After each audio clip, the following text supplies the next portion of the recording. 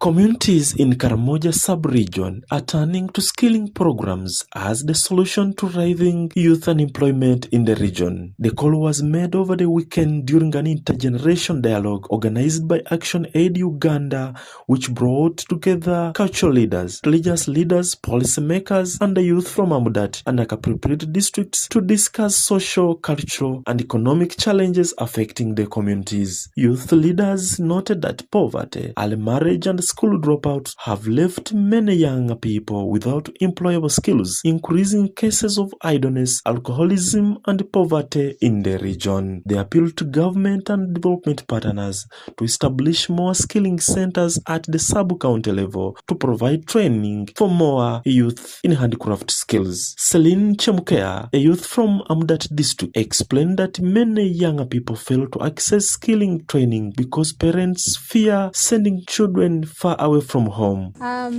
She said by the name she's called Sally Chemkea from Amdat Parish.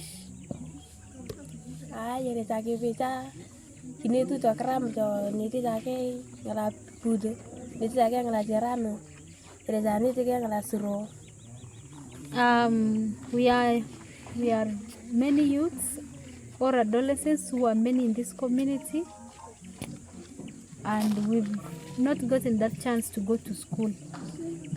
And for now, we are asking for the skills, life skills that can help us, like hairdressing, like tailoring, and bead making, and making the traditional wear.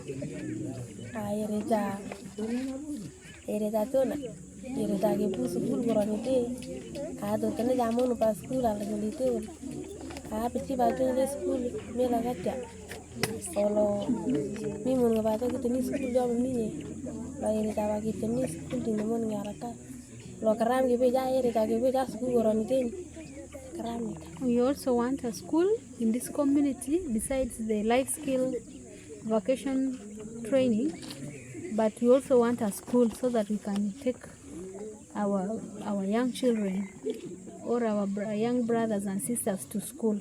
She called for nearby vocational centers to help girls and young mothers gain practical skills.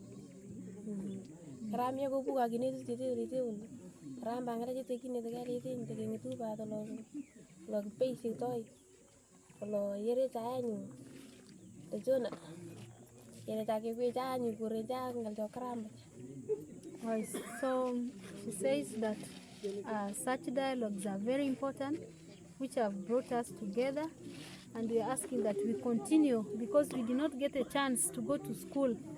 We continue to have this dialogue so that we can understand some basic things about our rights as young people. Evelyn Loyan from Nakapripirit district noted that unemployed youth need practical skills and startup support to become self-reliant and productive in their communities. Yes, for youth. Most thing that is spoiling them, loitering in a center, they don't want to do anything at home. Like if a parent tells them something like, you do like this, and for example, nowadays it's for agriculture. There is you can put your crops and get something, but they don't want. Loitering is what they want. For example, for me, I'm also a farmer. There is nothing I'm doing. I have stopped in primary 6. Yeah, primary 6 is when I 2019, I went for hairdressing. But when they brought those things, we did not receive those things of what? For plenty. Daniel Lotipas, a cultural leader, observed that unemployment remains a major challenge because many youth lack skills and productive engagement.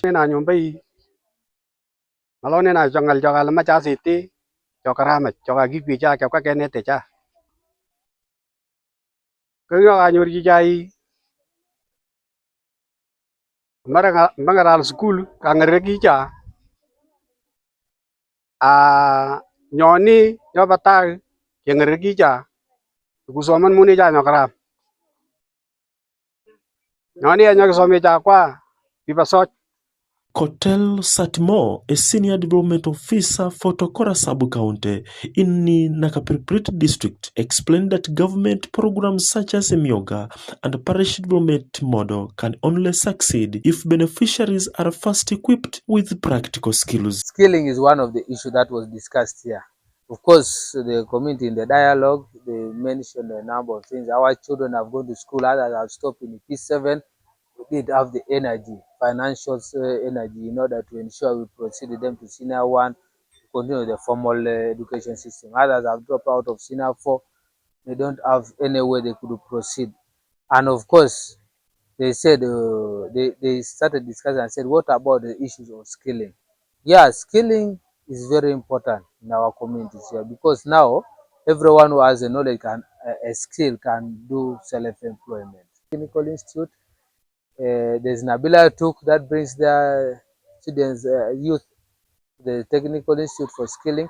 So you find that also distance and it is not within. So if you find there are some other youth that are already parents themselves, they have married, they have children, like for example, a youth who is 25 years, 27 years, they already are parents. And sometimes their spouses doesn't allow them to go far and be in the boarding section. So that now calls for an outreach center. He noted that for mindset change among parents to prioritize education and vocation training. Meanwhile, Samuel Francis Onoge, the coordinator of European Union-funded program implemented by Action Aid Uganda in Karamoja, noted that through community dialogues with leaders, the organization identified handicrafts and produce businesses as opportunity that can create jobs for youth and adolescent girls in the region. A needs assessment.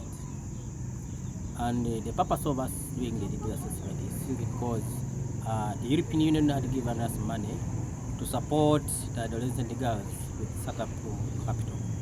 And during the assessment, we worked closely with the district officials, especially the commercial officers.